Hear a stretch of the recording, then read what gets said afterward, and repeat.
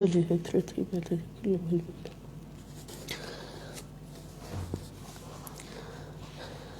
باللہ من الشیطان الرجیم بسم اللہ الرحمن الرحیم الصلاۃ والسلام علیک یا سیدی یا رسول اللہ الصلاۃ والسلام علیک یا سیدی یا حبیب اللہ الصلاۃ والسلام علیک یا سیدی یا شفیع المذنبین وعلی آلک و اصحابک یا سیدی یا رحمت للعالمین۔ الہدایہ قرآن کلاس میں دورہ قرآنی انسائکلوپیڈیا میں تمام شرکائے کلاس کو خوش آمدید۔ اللہ رب العزت سے التجا ہے کہ ہمیں اس صراط مستقیم پر تا دم آخر استقامت پذیر فرمائے۔ آج کا ہمارا سبق وجود باری تعالیٰ پر دلائل کے سلسلہ میں دلیل نمبر 22، موضوع نمبر 22۔ آج کا ہمارا موضوع ہے الاستدلال بارتفاع الجبال و تخلیقها، کہ پہاڑوں کی بلندی اور ان کی تخلیق سے استدلال، یعنی پہاڑ جو بلند و بالا ہمیں اس زمین پر نظر آتے ہیں، ان کو تخلیق کرنے والا کون ہے؟ وہی وجود باری تعالی ہے۔ بلند و بالا پہاڑوں کی تخلیق بھی اللہ رب العزت کے وجود پر بہت بڑی دلیل ہے۔ اللہ پاک ارشاد فرماتے ہیں سورہ اسراء میں، سورت نمبر 17 آیت نمبر 37۔ اللہ پاک ارشاد فرماتے ہیں اعوذ باللہ من الشیطان الرجیم وَلَا تَمْشِ فِي الْأَرْضِ مَرَحًا إِنَّكَ لَن تَخْرِقَ الْأَرْضَ وَلَن تَبْلُغَ الْجِبَالَ طُولًا۔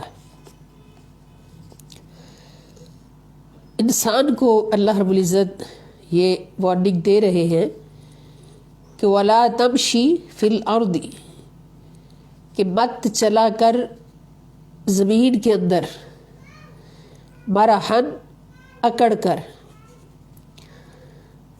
زمین میں اکڑ کر مت چل، انکا بے شک تو، لن تخرق الارض، لن تخرق ہرگز بھی چیر نہیں سکتا، الارض زمین کو، یعنی اپنی رعونت کے زور سے اس زمین کو ہرگز بھی تو چیر نہیں سکتا۔ خرق یخرق، اس کا مطلب چیرنا، اور یہ فعل مضارع ہے، اس کے شروع میں جب لن داخل ہوتا ہے تو اس کے آخر میں زبر کر دیتا ہے، جو کہ ناصب مضارع ہے، حرف ناصب مضارع ہے، یعنی مضارع کے آخر میں نصب دینے والا حرف۔ تو وَلَن تَبْلُغَ الْجِبَالَ طُولًا، وَلَن تَبْلُغَ، اور نہیں تو پہنچ سکتا ہے، نہیں ہرگز بھی پہنچ سکتا ہے، الجبال پہاڑوں پر، طولا ان کی بلندی پر، پہاڑوں کی بلندیوں پر بھی تو ہرگز بھی نہیں پہنچ سکتا، تو جو کچھ ہے وہی رہے گا۔ تو اس آیت مبارکہ کے اندر زمینوں کو پیدا کرنے کے ساتھ ساتھ اللہ پاک نے بلند و بالا پہاڑوں کی تخلیق کا بھی بیان فرمایا کہ جو بلند و بالا پہاڑ ہیں، ان کے اوپر تو جا ہی نہیں سکتا، ان کو کراس کر ہی نہیں سکتا، اور تجھے ان کو کراس کرنا تیرے بس میں ہی نہیں ہے جو اللہ پاک نے تخلیق فرما دی ہے۔ اور یہ زمین جو اللہ پاک نے تخلیق فرما دی، اس کو تو چیر ڈالے، یہ بھی تیرے بس میں نہیں ہے، اپنے تکبر سے، اپنی رعونت سے، اس لیے اکڑ کر مت چلا کر۔ اکڑ تو تب ہو جب تو اللہ کی بنائی ہوئی چیزوں میں اپنی مرضی کر سکے، ان کا اپنی مرضی سے زیر کر سکے۔ جتنی خدا نے تجھے طاقت دی ہے، اس سے زیادہ طاقت تو خود سے نہیں لے سکتا۔ جتنی طاقت اللہ نے دی ہے اسی طاقت میں تو رہ سکتا ہے، جو اللہ تجھے اختیار دے اسی اختیار میں تو رہ سکتا ہے، اس سے زیادہ طاقت لینا 1% بھی تیرے بس میں نہیں ہے۔ تو یہ زمینیں بھی رب کے وجود کی نشانی ہے، اور یہ بلند و بالا پہاڑ بھی رب کے وجود کی نشانی ہے۔ اس لیے اللہ کے حکم کے بغیر کوئی ان کو اپنی مرضی سے ہلا بھی نہیں سکتا، توڑ بھی نہیں سکتا۔ دوسری آیت اسی موضوع میں، سورہ طٰہٰ سورت نمبر 20 آیت نمبر 105، وَيَسْأَلُونَكَ عَنِ الْجِبَالِ فَقُلْ يَنسِفُهَا رَبِّي نَسْفًا۔ وَيَسْأَلُونَكَ، اور وہ سوال کرتے ہیں آپ سے، یسألون وہ سوال کرتے ہیں، یعنی یا کے معنی وہ، واو نون سب لوگ، سأل سوال کرنا، درمیان میں جو نکلا سأل سوال کرنا، کا کی معنی آپ سے اے نبی صلی اللہ تعالی علیہ وسلم، اور لوگ آپ سے یہ سوال کرتے ہیں عن الجبالی پہاڑوں کی نسبت، یہ جو زمین پر ابھار نظر آتے ہیں پہاڑ، ان کی نسبت لوگ آپ سے سوال کرتے ہیں، فقل تو آپ ان سے فرما دیجئے، ینسفها ربی نسفا، ینسف ریزہ ریزہ کر ڈالے گا، نصفا ینسف ریزہ ریزہ کر دینا، جیسے ریت ریزہ ریزہ ہے، کنکر ریزہ ریزہ ہے، ریزہ ریزہ کر ڈالے گا، ہا ان کو، یعنی ہا کی نسبت پہاڑوں کی طرف، ربی میرا رب، نصفا ریزہ ریزہ کرنا، یعنی ریزہ ریزہ کر کے ان کو ریزہ ریزہ کر ڈالے گا، اڑا دے گا ان کو، ریزہ ریزہ کر کے اڑا دے گا۔ تو اس میں بھی پہاڑوں کو بلند و بالا پیدا کرنا، اور پھر قیامت جب برپا ہوگی تو ان پہاڑوں کو ریت کی طرح بنا کر ریزہ ریزہ کر کے اڑا دینا، یہ بھی اللہ رب العزت کی قدرت ہے، کسی اور کی نہیں۔ جو یہ سب کچھ کرنے والا ہے وہی خدا ہے، وہی خدا ہے، خدا ہے۔ دلیل نمبر 3، وَتَرَى الْجِبَالَ تَحْسَبُهَا جَامِدَةً وَهِيَ تَمُرُّ مَرَّ السَّحَابِ صُنْعَ اللَّهِ الَّذِي أَتْقَنَ كُلَّ شَيْءٍ إِنَّهُ خَبِيرٌ بَصِيرٌ۔ وَتَرَى الْجِبَالَ، اور انسان تو پہاڑوں کو دیکھے گا، ترا تو دیکھے گا، الجبال پہاڑوں کو، تحسبها حسبہ یحسب کے معنی سمجھنا، خیال کرنا، تحسب تو خیال کرے گا، ہا ان کو، ان پہاڑوں کو، جامدتن کہ یہ جمے ہوئے ہیں، جامد جمے ہوئے، جمود اسی سے لفظ ہے، جمود، جمود طاری ہونا، یعنی ایک ہی جگہ ٹھہر جانا، ایک ہی حالت میں گم ہو جانا، اس کہتے ہیں جمود طاری ہو جانا۔ تو جامدتن جمے ہوئے ہیں، تو دیکھے گا پہاڑوں کو اور خیال کرے گا کہ یہ مضبوطی سے جمے ہوئے ہیں، وَهِيَ تَمُرُّ، اور یہ پہاڑ، حالانکہ یہ پہاڑ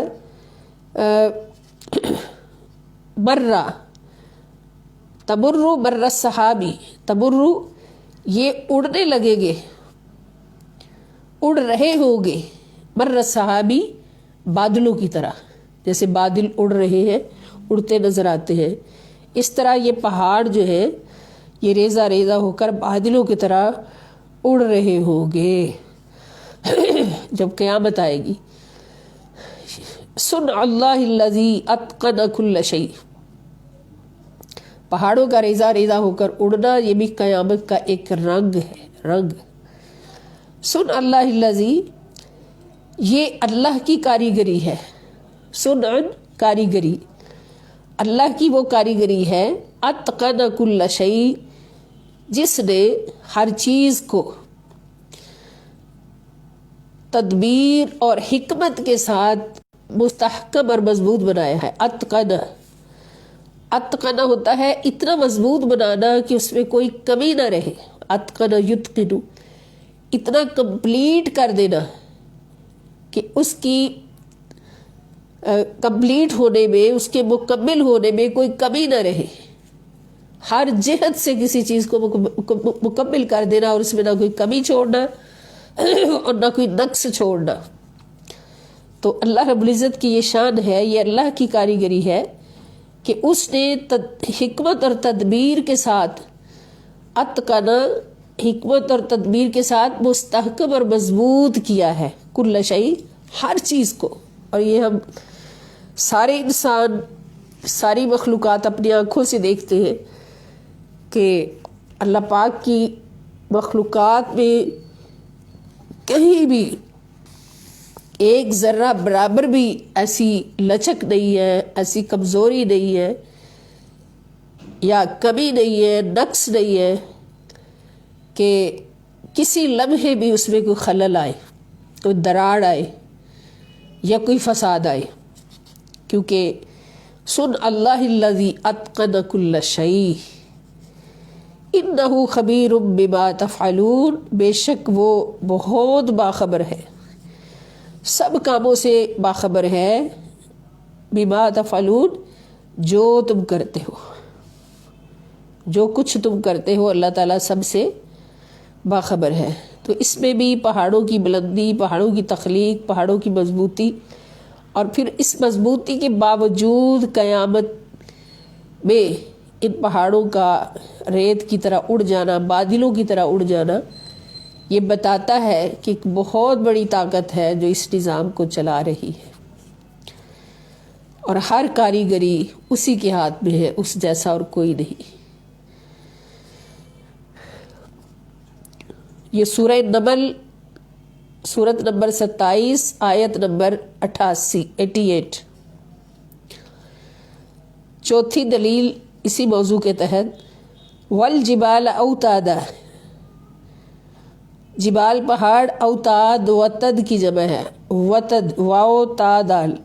وتد کا مطلب ہوتا ہے میخ، اس کا اصطلاحی معنی میخ، اور اس کا لغوی معنی ہوگا کہ ابری ہوئی چیز جو مضبوط کر دے، زمین میں کھڑی ہو ابار کے ساتھ. تو اللہ پاک فرماتے ہیں والجبال اوتادا، اور کیا پہاڑوں کو اس میں زمین میں ابار کر کھڑا نہیں کیا اللہ تعالیٰ نے. اوتادا، پہاڑوں کو، الجبال اور پہاڑوں کو اوتادا، کیا پہاڑوں کو میخیں نہیں بنایا، یعنی زمین پر ابار کر کھڑا نہیں کیا. میخ بھی جب زمین میں گاڑی جاتی ہے، تو کسی بھی چیز میں گاڑی جاتی ہے تو مضبوطی کے لیے، اور وہ جب گاڑتے ہیں اس کو تو کچھ اندر اس چیز کے اندر جاتی ہے اس کو مضبوط کرنے کے لیے، اور کچھ باہر نظر آتی ہے، ابری ہوئی ہوتی ہے. تو کیا اللہ تعالیٰ نے پہاڑوں کو اس میں ابار کر کھڑا نہیں کیا؟ یہ سورہ نبا، سورت نمبر 78 اور آیت نمبر 7. اگلی دلیل 5 نمبر، والجبال ارساہا، یہ سورہ نازعات 79 نمبر سورت، 32 نمبر آیت. والجبال، اور اسی نے یعنی اللہ رب العزت نے ہی پہاڑوں کو ارساہا، بعض مادوں کو جوڑ کر زمین پر ابار دیا، بعض مادوں کو باہم ملا کر زمین پر محکم پہاڑوں کو ابھار دیا. ارسا کا مطلب مختلف مادوں کو ملا کر زمین پر ابھار دیا. یہ بھی پہاڑوں کی تخلیق اللہ کے وجود پر دلیل ہے. دلیل نمبر 5، 6 وَإِلَى الْجِبَالِ، اور کیا یہ پہاڑوں کو نہیں دیکھتے کیفا نصبت، کہ کس طرح سے یہ زمین سے ابار کر کھڑے کیے گئے ہیں. نصبت نصب کیے گئے ہیں، زمین پر نصب کیے گئے ہیں، یعنی زمین پر ابار کر کھڑے کیے گئے ہیں. ان کا کچھ وجود زمین کے اندر ہے اور زیادہ زمین کے اوپر غبار کی صورت میں کھڑا ہے. کئی فنوسبت نصب کرنا، غبار کے ساتھ کھڑا کرنا. یہ سورت غاشیہ، سورت نمبر 88 آیت نمبر 19.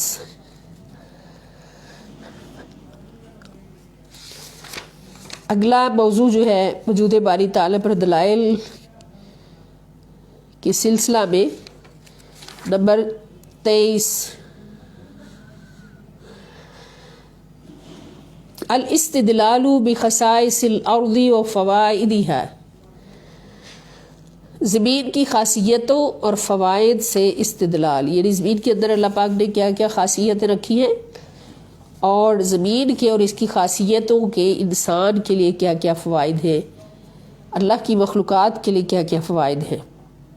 اس میں سب سے پہلی آیت سورہ اعراف سورت نمبر 7 آیت نمبر 10، وَلَقَدْ مَكَّنَّاكُمْ فِي الْأَرْضِ وَجَعَلْنَا لَكُمْ فِيهَا مَعَایِشَ قَلِيلًا مَا تَشْكُرُونَ. وَلَقَدْ اور بے شک، مَكَّنَّاكُمْ ہم نے تمہیں تمکن اور تصرف عطا کیا، یعنی تمہیں زمین میں بسایا بھی اور زمین کو استعمال کرنے کا اختیار بھی دیا. مکین بنایا زمین کے، مکناکم تمہیں مکین بنا دیا زمین کے، یعنی تم زمین میں زندگی بھی بسر کرو اور اس میں تصرف بھی کرو، اس کو استعمال بھی کرو مختلف طریقوں سے. اور یہ ہم دیکھتے ہیں کہ اللہ پاک نے یہ سب کچھ انسان کو عطا فرمایا اور انسان سب کچھ یہ حاصل کر رہا ہے. فی الارض زمین میں، وجعلنا اور ہم نے بنایا، لکم تمہارے لیے، فیہا اس میں، معایشہ اسباب معیشت، ذریعہ معاش بھی تمہیں زمین میں عطا کیے. اور کتنی قسم کے ہیں ہم اپنی آنکھوں سے دیکھتے ہیں. اللہ پاک نے زمین میں ہمارے لیے زمین کے فوائد میں سے ذریعہ معاش، مختلف قسم کے ذریعہ معاش ہے. زمین کے فوائد میں سے ہمارا زمین پر بسنا بھی ہے اور زمین کو اپنے تصرف میں لانا بھی ہے اور زمین پر اپنے اسباب معیشت کو رکھنا بھی ہے، اسباب معیشت کو حاصل کرنا بھی ہے، تلاش کرنا بھی ہے. یہ سارے زمین کے فوائد ہیں. تو یہ اللہ رب العزت کی ذات پر دلیل ہے کہ جس نے انسان کو پیدا کیا، جانداروں کو پیدا کیا، تو زمین کو بھی ان کی خاطر پیدا کیا اور زمین پر جو جو بھی خاصیتیں رکھی اور زمین میں جو جو بھی فوائد عطا کیے وہ ساری ان مخلوقات کے لیے اور بالخصوص انسان کے لیے، کہ ساری مخلوقات بنائی ہی انسان کے لیے گئی ہے. لیکن انسان کیا ہے، اللہ پاک فرماتے ہیں قلیلا ما تشکرون، قلیلاً بہت تھوڑا ہے، ما تشکرون جو تم شکر ادا کرتے ہو. یعنی جو کچھ تمہیں اللہ پاک نے عطا فرمایا بہت کم ہے جو تم شکر ادا کرتے ہو.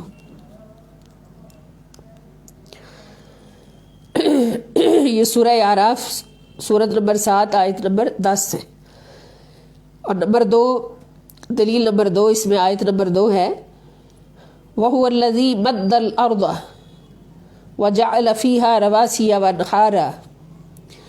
وَهُوَ الَّذِي اور وہی اللہ ہے جس نے مَدَّ الْأَرْضَ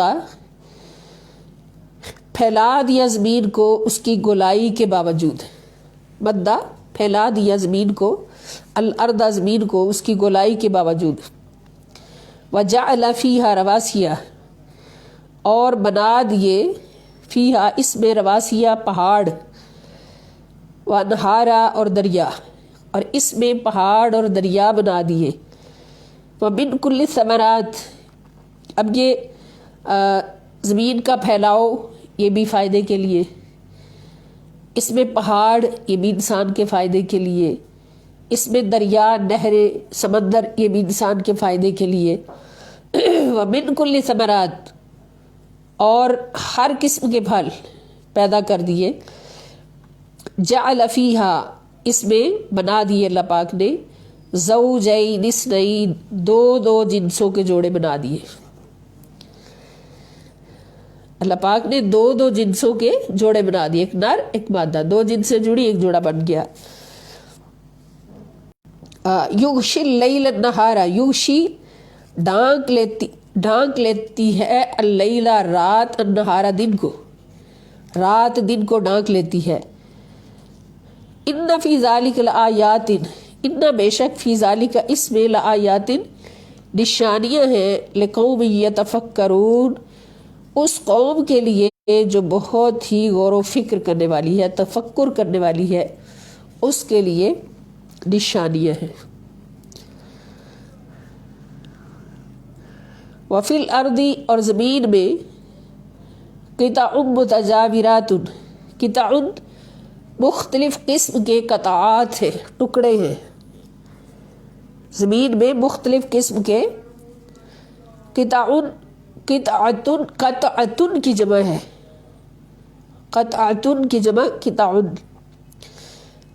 قطعات ہیں زمین میں مختلف، متجاورات ایک دوسرے کے قریب، جو ایک دوسرے کے قریب ہیں، یعنی کھیتوں کی صورت میں یا علاقوں کی صورت میں کہ ایک علاقے کے ساتھ دوسرا علاقہ جڑا ہوا ہے، ایک ملک کے ساتھ دوسرا ملک جڑا ہوا ہے، ایک کھیت کے ساتھ دوسرا کھیت جڑا ہوا ہے، متجاورات ایک دوسرے کے ساتھ۔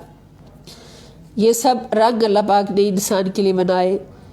وجنات اور باغات ہیں، من اعناب انگوروں کے، اور انگوروں کے باغات ہیں، وزرع اور کھیتیاں ہیں، ونخیل اور کھجوریں ہیں، کھجور کے درخت ہیں، سنوان وغیر سنوان، سنوان جھنڈ دار کھجور کے درخت ہیں، وغیر سنوان اور بغیر جھنڈ کے کھجور کے درخت ہیں۔ یسقا بماء واحد، یسقا ان کو پانی دیا جاتا ہے، ان کو پلایا جاتا ہے، سیراب کیا جاتا ہے، یسقا سیراب کیا جاتا ہے، بماء واحد ایک ہی پانی کے ساتھ۔ ونفضل بعضها على بعض فی الاکل، ونفضل اور ہم فضیلت دیتے ہیں، فضیلت بخشتے ہیں، بعضها ان میں سے بعض کو، علی بعض بعض پر، فی الاکل ذائقے میں، ان کا جو ذائقہ ہوتا ہے، اکل ذائقہ ان کا جو ہوتا ہے، اس میں ہم ایک دوسرے پر اس کو فضیلت دیتے ہیں۔ یعنی کھجوریں ہم نے دیکھی اپنی آنکھوں سے، کھائی بھی ہیں، ذائقہ بھی ان کا لیا ہے، تو ہر کھجور کا ذائقہ دوسری کھجور سے مختلف ہوتا ہے، اور ہر کھجور کا شکل میں ایک دوسرے سے مختلف ہوتی ہے، اور ذائقہ بھی مختلف ہوتا ہے، اور بعض کھجوروں کا ذائقہ بہت ہی اعلیٰ ہوتا ہے، بعض کا ذرا کم ہوتا ہے۔ تو یہ سب اللہ پاک نے فضیلت عطا فرمائی ایک کو دوسرے پر، اور اس میں اللہ رب العزت نے بہت ساری نشانیاں رکھی غور و فکر کرنے والوں کے لیے، کہ ایک ہی زمین ہے، ایک ہی پانی ملتا ہے، اور ایک ہی ہوا ملتی ہے، ایک ہی سورج کی دھوپ ملتی ہے، مگر ان درختوں کے ذائقے مختلف ہو جاتے ہیں، درختوں کے پھل کے ذائقے مختلف ہو جاتے ہیں۔ ایک درخت کا پھل اسی زمین سے اگتا ہے، اسی پانی سے، اسی ہوا سے، اسی دھوپ سے، اس کا ذائقہ کم ٹیسٹ والا ہوتا ہے، کم مزے کا ہوتا ہے، اور دوسرا درخت اسی ماحول میں پرورش پاتا ہے مگر اس کا ذائقہ سب سے اعلیٰ ہوتا ہے۔ تو اس میں اللہ رب العزت کی بارگاہ اقدس سے بہت بڑی نشانی ہے انسانوں کے لیے، کہ دنیا میں رہتے ہوئے انسان بھی ایک ہی زمین پر بستے ہیں، ایک ہی خوراک کھاتے ہیں، ایک ہی پانی پیتے ہیں، ایک ہی فضا میں رہتے ہیں، ایک ہی سورج کی دھوپ ہوتی ہے، سب کو ایک جیسا ملتا ہے، قرآن بھی سب ایک ہی قرآن پڑھتے ہیں، مختلف قرآن نہیں کہ جس نے فلاں قرآن پاک پڑھا وہ بہت اعلیٰ ہو گیا اللہ کی بارگاہ میں، اور فلاں نے فلاں قرآن پاک پڑھا اس کو کم مقام ملا، نہیں، ایک ہی ہدایت کا ایک ہی مرکز ہے، ہدایت کا ایک ہی چشمہ ہے، وہ قرآن کریم ہے، ہدایت کا ایک ہی چشمہ ہے، منبع ہے، وہ بارگاہ رسالت میں آپ صلی اللہ تعالیٰ علیہ وآلہ وسلم ہے۔ سب ایک ہی در پہ بیٹھے ہیں مگر سب کے مقام مختلف ہیں، سب کی زبانوں کے ذائقے مختلف ہیں، سب کے اخلاق مختلف ہیں، سب کے کردار مختلف ہیں. کوئی ایسے ہیں کہ جو پیدا ہونے سے لے کے آخر دم تک اللہ رب العزت کی بارگاہ اقدس میں ہمیشہ کامیاب و کامران ہے. کیوں؟ وہ ہر حقوق ادا کرنے میں سب سے اعلیٰ ہے، ان کا اخلاق سب سے اعلیٰ ہے، اللہ کی بارگاہ میں اخلاق سب سے اعلیٰ ہے، بندوں کے ساتھ اخلاق سب سے اعلیٰ ہے، اپنے نفس کے ساتھ اخلاق سب سے اعلیٰ ہے. قرآن سب نے ایک ہی پڑھا ہے، مگر کسی نے قرآن کے چشموں سے تھوڑا پانی لیا، فائدہ لیا، کسی نے اس سے زیادہ لیا، کسی نے اس سے زیادہ لیا، اور کسی نے اتنا بھر بھر کے لیا کہ قرآن پڑھتے پڑھتے قرآن بن گیا. تو اس کے اندر اللہ پاک یہ ہمیں نشانی عطا فرما رہے ہیں کہ کوئی یہ نہیں کہہ سکتا کہ میرے پاس وسائل یہ نہیں تھے. وسائل سب کے لیے برابر ہے، مگر اللہ رب العزت کی بارگاہ میں مقام سب کا الگ الگ ہے. کسی کی زبان نے ان کو عرش پہ پہنچا دیا، اور کسی کی زبان نے، اخلاق نے، نعوذ باللہ، ان کو زمین پہ گرا دیا، اسفل سافلین کا شکار ہو گئے. تو یہ بہت بڑی نشانی ہے اللہ رب العزت کی بارگاہ اقدس سے انسانوں کے لیے. تو اللہ پاک فرماتے ہیں کہ ایک ہی زمین میں اگتے ہیں، ایک ہی پانی ملتا ہے، مگر ہم نے ان کو بعض پر ذائقے میں فضیلت دی ہے. ان فی ذلک لآیات، بے شک اس میں نشانیاں ہیں، لقوم، اس قوم کے لیے، یعقلون، جو عقل رکھتی ہے. عقل رکھنے والی قوم کے لیے نشانیاں ہیں کہ انسان بھی سب ایک ہی دنیا میں رہتے ہیں، مگر سارے لوگ مرتبہ اور فائدہ میں ایک دوسرے سے مختلف ہوتے ہیں. یہ سورہ رعد ہے، اور سورت نمبر 13 آیت نمبر 3 اور 4. اگلی آیت نمبر 3 اس موضوع کے تحت، الذی جعل لکم الارض مہدا. اب اس میں زمین کی خاصیت اور فوائد سے استدلال ہے. الذی وہی ہے جس نے جعل بنایا، لکم تمہارے لیے، الارض زمین کو، مہدن ایک رہنے کی جگہ. مہدن، مہد کہتے ہیں پنگوڑے کو، یعنی بچھونے کو. فرش بھی اللہ پاک نے زمین کے لیے فرش کا لفظ بھی استعمال فرمایا، اور مہد کا لفظ بھی، کہ فرش بھی وہ جس پر رہا جائے، زندگی گزاری جائے، اور مہد بھی جس پر رہا جائے، رہنے کی جگہ بنایا.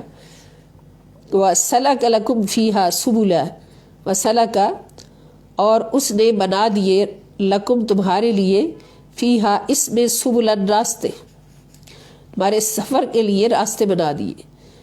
وَأَنزَلَ، اور اتارا، من السماء آسمان کی جانب سے، مان پانی، آسمان کی جانب سے اس نے پانی اتارا. فَأَخْرَجْنَا بِهِ، پھر ہم نے نکالا اس پانی کے ذریعے سے، ازواجن من نبات شتیٰ، ازواجن جوڑے، من نبات نباتات کے، شتیٰ مختلف اقسام کے.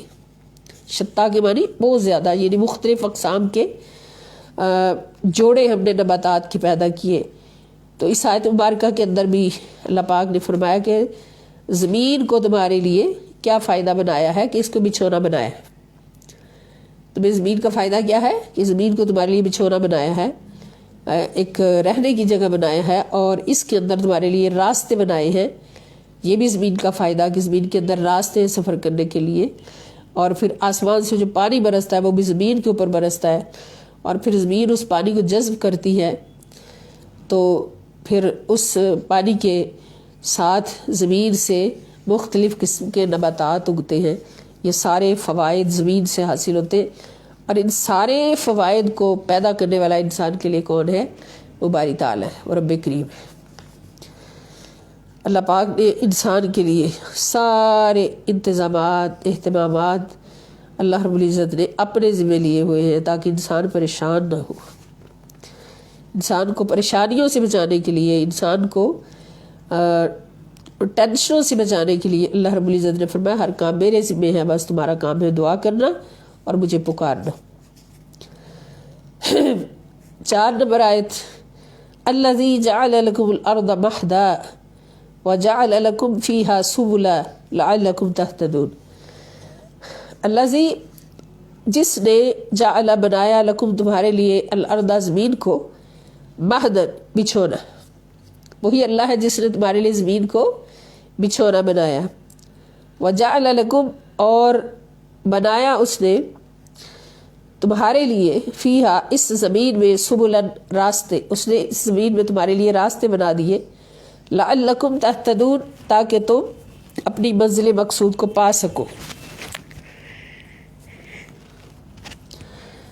تہتدون کا مطلب تم ہدایت پا سکو، یعنی ہدایت کا مطلب ہوتا ہے کہ جس راستے پر جس منزل کسی منزل کی تلاش میں نکلے ہو اس منزل کو پا لینا، ہدایت اس کو کہتے ہیں۔ تو تاکہ تم اپنی منزلوں کو پا سکو، اس لیے تمہارے لیے راستے بنائے زمین پر۔ یہ سورہ زخرف ہے، سورت نمبر 43 آیت نمبر 10۔ اگلی آیت وَالْأَرْضَ مَدَدْنَاهَا وَأَلْقَيْنَا فِيهَا رَوَاسِيَ وَأَنبَتْنَا فِيهَا مِن كُلِّ زَوْجٍ بَهِيجٍ۔ وَالْأَرْضَ اور اسی طرح ہم نے زمین کو مددناها پھیلا دیا، ہم نے اس کو وَالْأَرْضَ اور اسی طرح زمین کو مددنا ہم نے پھیلا دیا، مدّا یمد سے پھیلانا، ہا اس کو یعنی زمین کو، الارض جو ہے یہ بھی مؤنث ہے، یہ پہلے بھی بتایا گیا مؤنث ہے، وَأَلْقَيْنَا اور ہم نے رکھ دیے ڈال دیے فیہا اس میں رواسیہ پہاڑ، اور ہم نے اس میں پہاڑ رکھ دیے، وَأَنبَتْنَا اور ہم نے اس میں اگا دیے فیہا اس میں من کل زوج بہیج ہر قسم کے، من کل زوج ہر قسم کے، بہیج خوشنما پودے، ہر قسم کے خوشنما پودے ہم نے اس میں اگا دیے۔ اب یہ بھی زمین کے فوائد ہیں، زمین کی خاصیتیں ہیں کہ کوئی زمین بنجر ہوتی ہے، کوئی تر ہوتی ہے، زرخیز ہوتی ہے، تو زرخیز زمین کا جو فائدہ ہے وہ کیا ہے کہ اس کے اندر اللہ پاک نے نباتات ہر قسم کے اگائے، ہر قسم کے پودے انسان کے لیے، اور پھر زمین کے اندر ہی پہاڑوں کو پیدا کیا، یہ بھی زمین کے فائدے۔ تبصرتاً و ذکرا یہ بصیرت کی بات ہے، بصیرت کا سامان ہے، و ذکرا اور نصیحت کا سامان ہے، لکل عبد منیب ہر اس بندے کے لیے جو اللہ کی طرف رجوع کرنے والا ہے۔ منیب اللہ تعالیٰ کی طرف رجوع کرنے والا، ہر اس بندے کے لیے اس میں بصیرت کا سامان بھی ہے اور ذکر نصیحت کا سامان بھی ہے جو اللہ کی طرف رجوع کرنے والا ہے۔ آیت نمبر 6 فیہا فاکہۃ والنخل ذات الاکمام۔ اچھا، اس سے پہلی آیت جو ہم نے پڑھی 5 نمبر، یہ سورہ قاف 50 نمبر سورت، آیت نمبر 7 اور 8۔ اگلی آیت فیہا فاکہۃ اس میں میوے ہیں، والنخل اور کھجور ہے، ذات الاکمام خوشوں والی کھجور ہے، والحب اور اناج ہے، ذو العصف بوسے والا، والریحان اور خوشبودار پھل اور پھول ہے۔ اس میں میوے بھی ہے، کھجور بھی ہے خوشوں والی، اور اناج ہے جو بوسے والا ہے، اور ریحان اور خوشبودار پھول اور پھل ہے۔ اب یہاں پر اللہ پاک نے الحب اناج ذو العصف بوسے والا اناج ذکر فرمایا۔ اس کا مطلب ہے کہ اناج کے اندر جو بھوسا اللہ پاک نے رکھا ہے وہ بہت بڑے فائدے کی چیز ہے۔ جیسے کسی چیز کی اہمیت بتانی ہو، عظمت بتانی ہو، تو پھر کہا جاتا ہے یہ چیز جو تم لے رہے ہو اس کے اندر فلاں چیز بھی ہے، یعنی جس چیز کا زیادہ بڑا فائدہ ہوتا ہے اس چیز کو اسپیشل ساتھ بتایا جاتا ہے کہ اس کے اندر فلاں فائدہ بھی ہے، فلاں چیز بھی ہے۔ تو جب اللہ رب العزت نے فرمایا کہ یہ اناج تمہیں جو دیا ہے یہ بھوسے والا اناج ہے، اس کا مطلب بھوسے کا فائدہ جو ہے اس اناج کی جتنی کیٹیگری اس کے اندر سب سے زیادہ فائدہ اس کا ہے۔ اور ہم کیا کرتے ہیں کہ اس کو چھان کر نکال دیتے ہیں، مثلا گندم کھاتے ہیں، مکئی کھاتے ہیں، تو اس کو باقاعدہ چھاننیاں رکھی ہوتی ہیں، اس میں چھان کر بھوسا نکال دیتے ہیں، یعنی فائدے کی جو چیزیں وہ نکال دی اور جو نقصان کی چیز رہ گئی اس کو لے لیا۔ اور نقصان کی سب سے بڑی نقصان کی چیز اناج کے اندر میدا ہے۔ جتنا باریک اناج کو پیسیں گے اتنا ہی وہ نقصان دہ ہوتا جائے گا، اور جتنا موٹا رکھیں گے اتنا فائدے مند ہوگا۔ اور یہ ساری چیزیں ہمیں کہاں سے ملتی ہیں؟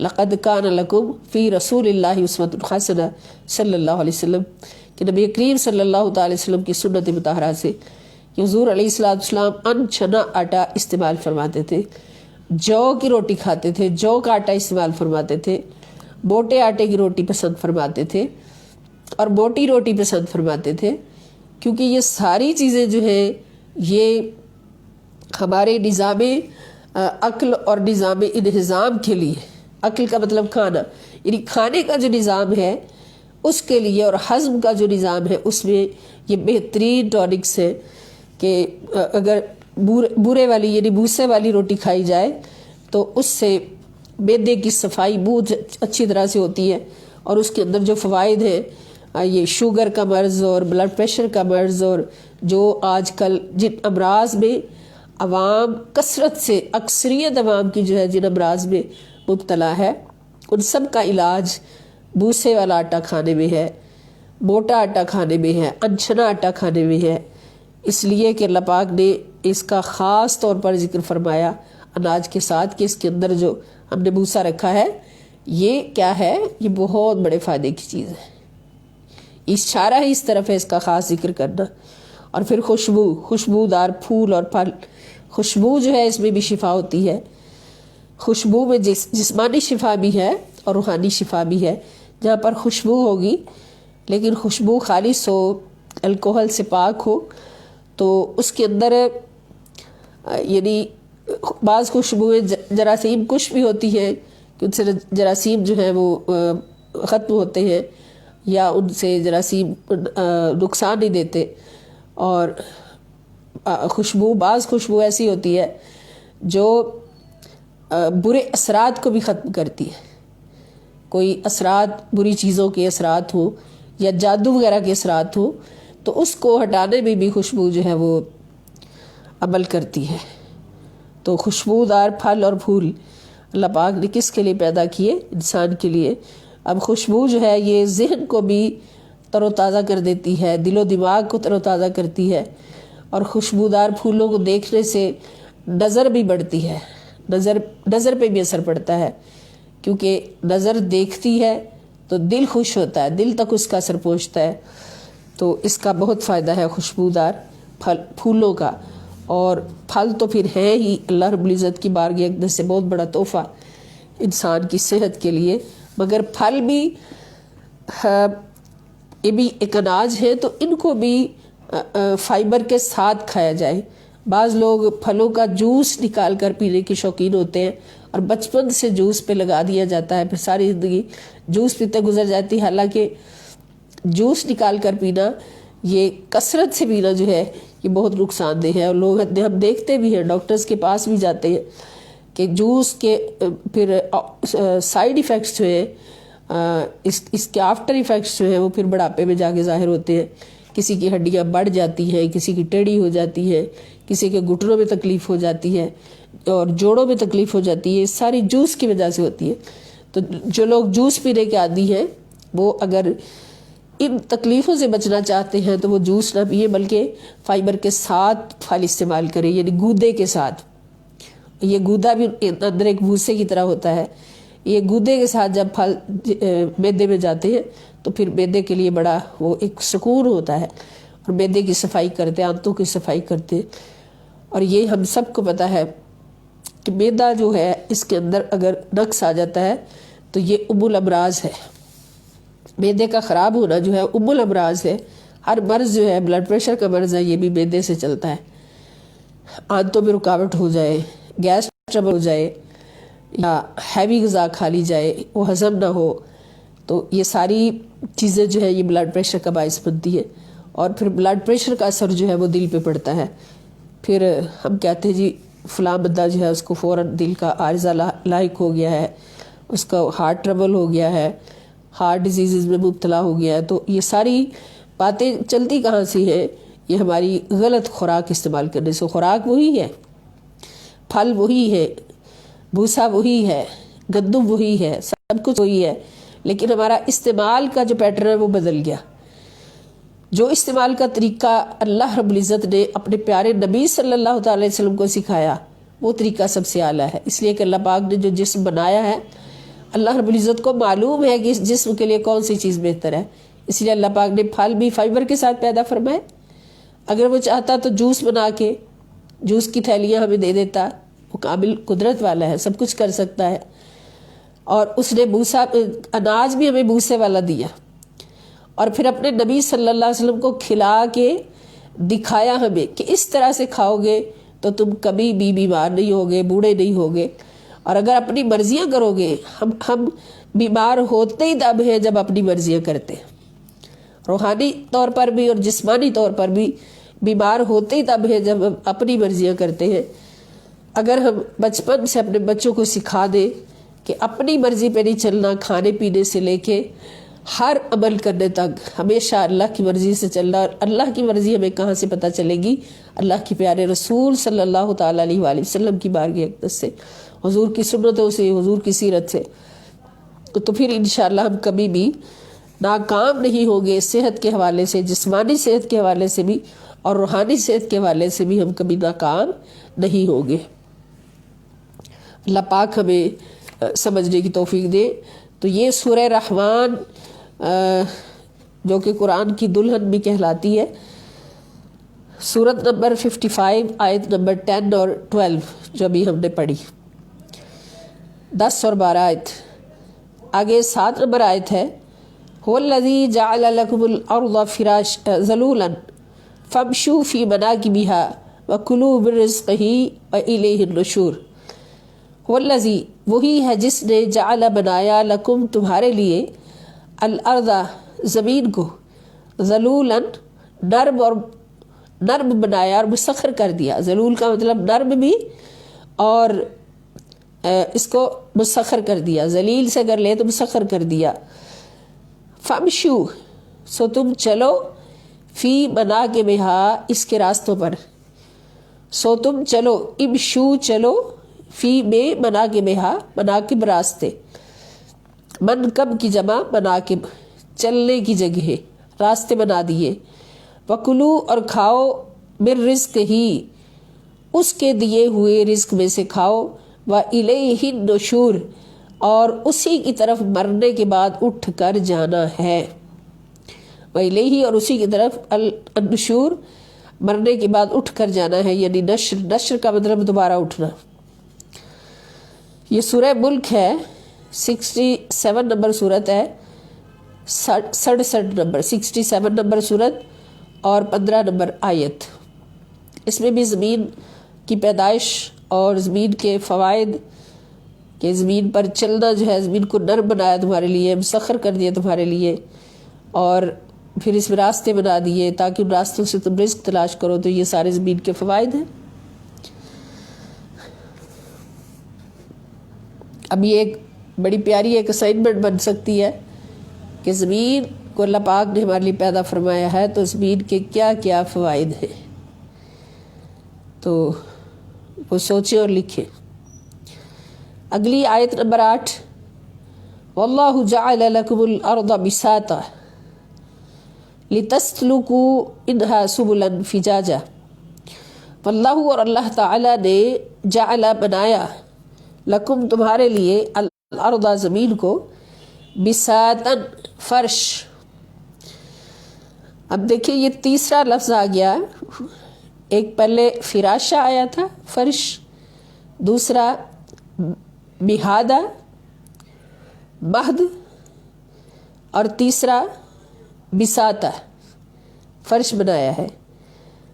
لتسلکو، تاکہ تم چلو پھرو منہا اس میں سبلن فجاجا کشادہ راستوں میں چلو پھرو. سبلن سبیل کی جمع راستے، فجاجا کشادہ راستوں پر چلو پھرو. یہ سورہ نوح سورت نمبر 71 71 اور آیات نمبر 19 اور 20. اگلی آیت نمبر 9 علم نجعل الارض کفاتا. علم کیا نہیں، نجعل ہم نے بنایا، کیا ہم نے نہیں بنایا. لم جب فعل مضارع کے شروع میں آتا ہے تو اس کے آخر میں یہ بات سمجھ لیں کہ ذرا غور سے سمجھ لیں کہ نجعل جو ہے یہ اصل میں ہے نجعلو، ہم بناتے ہیں یا بنائیں گے. یہ فعل مضارع ہے، نون علامت مضارع ہے اور فعل مضارع کے آخر میں ہمیشہ پیش ہوتی ہے عامل کے آنے سے پہلے. نجعلو ہم بناتے ہیں یا بنائیں گے فعل مضارع.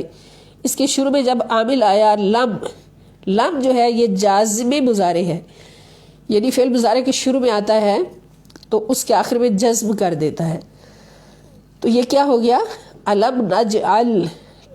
اب آپ کہیں گے کہ اس کے آخر میں جزم نہیں زیر ہے، تو یہ زیر کیوں ہے؟ تو یہی میں آپ کو بتانا چاہ رہی تھی کہ جب پہلا حرف یعنی پہلے لفظ کا آخری حرف ساکن ہے، جیسے یہ ہوگا علم نجعل، نجعل کا آخری حرف ساکن ہے اور اس کو اگلے لفظ کے ساتھ ملا کے پڑھنا ہے، اگلے حرف کے ساتھ یا لفظ کے ساتھ ملا کے پڑھنا ہے. تو پھر ساکن کو تو آگے ملایا نہیں جا سکتا کیونکہ ساکن متحرک نہیں ہوتا، ملایا اسی ہو جائے گا جو متحرک ہوگا. تو پھر اس کے سکون کو زیر میں بدل دیا جاتا ہے. یہ عربی لینگویج کا ایک قانون ہے کہ آخری حرف اگر ساکن ہو اور اس کو اگلے لفظ کے ساتھ ملا کر پڑھنا ہو تو پھر ساکن کو زیر میں بدل دیا جاتا ہے سکون کو، تو پھر اس زیر کو اگلے حرف کے ساتھ ملا کر پڑھا جاتا ہے. تو یہ ہو گیا علم نجعل نہیں بلکہ علم نجعل الارض کفاتن. اور یہ قرآن پاک کی لینگویج ہے اور قرآن پاک ہمیں یہ سارا قانون دے رہا ہے. کفاتن سمیٹ لینے والی، یعنی کیا ہم نے زمین کو سمیٹ لینے والی نہیں بنایا. اب نجعل جو ہے یہ فعل مضارع تھا، اس کے شروع میں لم جب داخل ہوتا ہے تو یہ لفظی عمل یہ کرتا ہے کہ اس کے آخر میں جزم کر دیتا ہے. جب کوئی عامل آتا ہے تو اس میں دو عمل ہوتے ہیں، ایک لفظی ہوتا ہے ایک معنوی ہوتا ہے. لفظی عمل یہ کہ اس کے آخر میں جزم کر دیتا ہے اور معنوی عمل یہ کرتا ہے کہ اس مضارع کو نفی ماضی میں لے جاتا ہے. ماضی کی نفی کرنی ہو تو اس کے شروع میں فعل مضارع کے شروع میں لم لگا دیتے، لم نجعل، لم یفعل اس نے نہیں کیا، لم اضرب میں نے نہیں مارا، یہ ہو جاتا ہے. تو کیا ہم نے زمین کو سمیٹ لینے والی نہیں بنایا. احیاء و امواتا کس کو سمیٹنے والی؟ احیان زندوں کو بھی جو سمیٹتی ہے زندوں کو بھی، و امواتا اور جو سمیٹتی ہے مردوں کو بھی. وجعلنا فیہا رواسیا، وجعلنا اور ہم نے بنا دیے فیہا اس میں رواسیا بلند و بالا پہاڑ، بلند اور مضبوط پہاڑ، شامخات بلند اور مضبوط، شامخات رواسیہ پہاڑ. اب رواسیہ پہاڑ کے لیے بھی دو الفاظ آپ نے سیکھے ہیں، الجبال اور رواسی. شامخات بلند و بالا. وَأَسْقَيْنَاكُمْ اور ہم نے تمہیں پلایا، اسقینا ہم نے پلایا کم تمہیں ماء فراتا میٹھا پانی، شیریں چشموں کے ذریعے میٹھا پانی پلایا.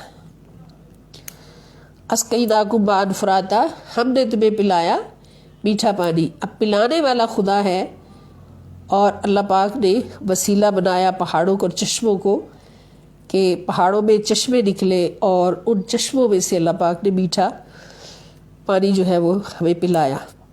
تو اس میں بھی زمین کے اوپر پہاڑوں کا پیدا کیا جانا اور زمین کا ہر چیز کو سمیٹ لینا، مردوں کو بھی زندوں کو بھی۔ اب کتنی مخلوق ہے اللہ رب العزت کی، آدم علیہ السلام سے لے کے اب تک اور قیامت تک آنے والی، تو ساری کی ساری مخلوق جو ہے پہاڑوں نے، زمین نے اپنے اوپر سمیٹی ہوئی ہے۔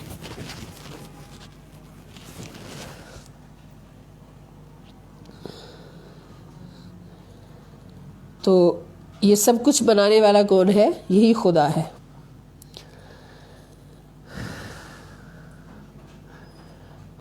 یہ سورہ مرسلات سورت نمبر 77 آیت نمبر 25 سے 27۔ اگلی آیت نمبر 10، الم نجعل الارض مہادا۔ الم نجعل، یہاں بھی وہی کلیہ قانون سارا جو پچھلی آیت میں سمجھا، کیا نہیں بنایا ہم نے الارض، زمین کو، مہادا، بچھونا، قیام اور قسم عمل کی جگہ، مہادا قیام کی جگہ اور قسم عمل کی جگہ۔ سورہ نبا سورت نمبر 78 آیت نمبر 6، یعنی زمین کو اللہ نے پیدا کیا کہ اس لیے کہ اس میں رہا جائے، بسا جائے، زندگی گزاری جائے اور قسم معاش کیا جائے اور ہر قسم کے کام کیے جائیں۔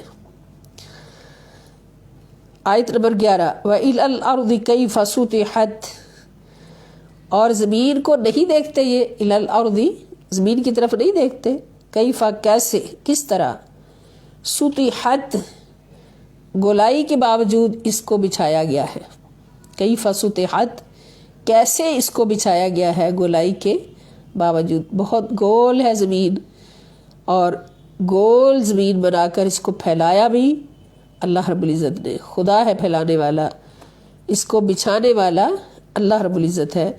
تو یہ ساری چیزیں جو ہے یہ اللہ پاک کے وجود پر دلیل ہے۔